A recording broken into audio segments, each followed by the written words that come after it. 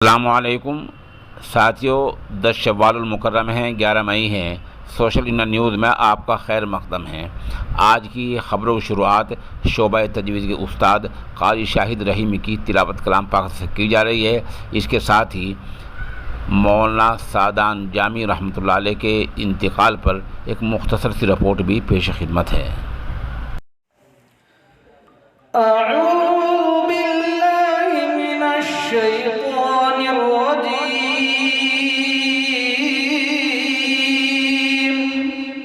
بسم اللہ الرحمن الرحیم۔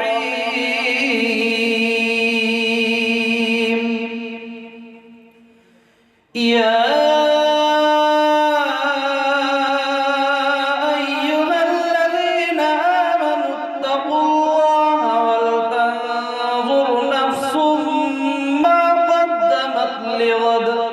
واتقوا الله إن الله خبير بما تعملون ولا تكونوا كالذين نسوا الله فأنساهم أنفسهم أولئك هم الفاسقون لا يستوي أصحاب النار وأصحاب الجنة أصحاب الجنة هم الفائزون لو أنزلنا هذا القرآن على جبل لرأيته خاشعا متصدعا من خشية الله وتلك الأمثال نضربها للناس لعلهم يتفكرون هو الله الذي لا إله إلا هو عالم الغيب والشهادة هو الرحمن الرحيم هو الله الذي لا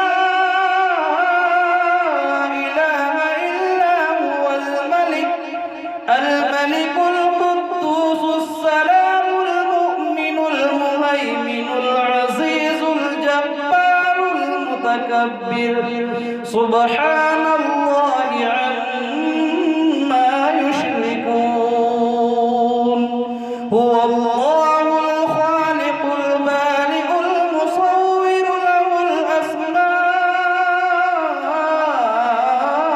الحسنى يسبح له ما في السماوات والأرض وهو العزيز الحكيم صدق الله العظيم۔ ساتھیوں، آپ کو پتہ ہی ہے کہ 24 گھنٹے پہلے دارالعلوم دیوبند کے سابق استاد حضرت مولانا ریاست بجنوری رحمۃ اللہ علیہ کے فرزند ارجمند 40 سالہ مولانا سعدان جامی رحمۃ اللہ علیہ کا انتقال ہو گیا تھا۔ انا للہ و انا الیہ راجعون۔ ان کے انتقال کے بعد ان کی رہائش گاہ پر اور ان کی قرابت داری میں تعزیت کرنے والوں کا تانتا لگا ہوا ہے۔ چند تصاویر ہم موقع کی پیش کر رہے ہیں۔ ان میں مفتاح العلوم جلال آباد کے محتمم حافظ و قاری ولی اللہ خان شیروانی بھی ان کے گھر پہنچے ہیں۔ آپ کو بتا دیں کہ 1998 میں دارالعلوم دیوبند سے فارغ ہونے والے مولانا سعدان جامی بعد میں معہد امام انور میں استاد ہو گئے تھے اور ماشاءاللہ آپ ایک کامیاب مدرس تھے۔ ان کے حیات مستعار کے خاتمے کے بعد جس طرح لوگوں کے پیغامات آئے ہیں، اس سے اندازہ ہوتا ہے کہ مولانا کم عمری میں ہی بہت مقبول تھے۔ دراصل وہ خوش خلق تھے، خوش مزاج تھے، نفاست پسند تھے اور علمی میدان کے آدمی تھے اور بڑے باپ کی اولاد تھی۔ اس لیے دور دور تک بات پھیلی اور لوگوں کے تعزیتی پیغامات کا تانتا لگا ہوا ہے۔ بتلا دیں کہ مولانا سعدان جامی رحمۃ اللہ علیہ خانقاہ امدادیہ اشرفیہ تھانے مون کے ناظم اعلیٰ حضرت مولانا نجم الحسن دامت برکاتہم کے داماد تھے۔ ساتھ ہی آپ مولانا سلمان بجنوری دامت برکاتہم کے برادر نسبتی تھے، کئی نسبتوں کے حامل تھے۔ اس بارے میں مفتی حذیفہ نجم تھانوی نے بتایا کہ لوگوں کے دور دراز سے فون آ رہے ہیں، تعزیت کا تانتا لگا ہوا ہے اور جگہ جگہ تعزیتی مجالس منعقد ہو رہی ہیں۔ مثال کے طور پر کل کی اطلاع ہے کہ مدرسہ اشاعت الاسلام کیرانہ، جامعۃ السعادہ کیرانہ اور ادھر کئی دینی مدارس میں تعزیتی مجالس منعقد ہوئی ہیں اور اہل علم نے قرآن شریف پڑھ کر مرحوم کی روح کو ایصال ثواب کیا ہے۔ جس طرح سے کل تعزیت کرنے کے لوگ ان کے گھر پر گئے ہیں، خانقاہ امداد اشرفیہ تھانے بھون میں گئے ہیں، چند موقع کی تصاویر ہم پیش کر رہے ہیں۔